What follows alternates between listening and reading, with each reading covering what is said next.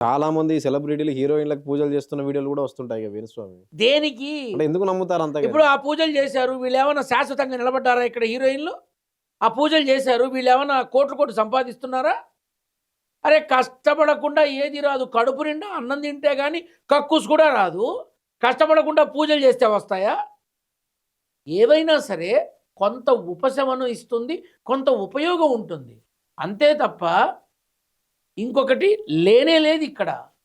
తన ద్వారా ఎంతోమంది నష్టపోయారో 10,000 కట్టాం, 30,000 కట్టాం, లక్షలు కట్టామని ఎంతోమంది మాట్లాడతారు. అంతెందుకు మన రాజకీయ నాయకుడు ఒక ప్రముఖ అధ్యక్ష పదవి చేసిన వాడిని పక్కకి తప్పించారు.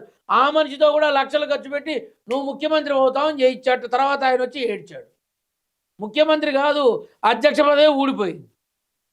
నేను ఒకటే అన్నా, నువ్వు ఏం చెయ్యక్కర్లేదురా నాయన, భగవద్ దర్శనం చేసుకో, నమ్ముకో, భగవంతుని నమ్ముకో, ఇగో ఇలా చెయ్యి, వారానికి ఒకసారి నువ్వు ముఖ్యమంత్రిని మించిపోతావు. అంతటి హోదా వస్తుంది, కేంద్ర హోదా, క్యాబినెట్ హోదా, అద్భుతమైన స్థానంలో నువ్వు కూర్చుంటావని అన్నా.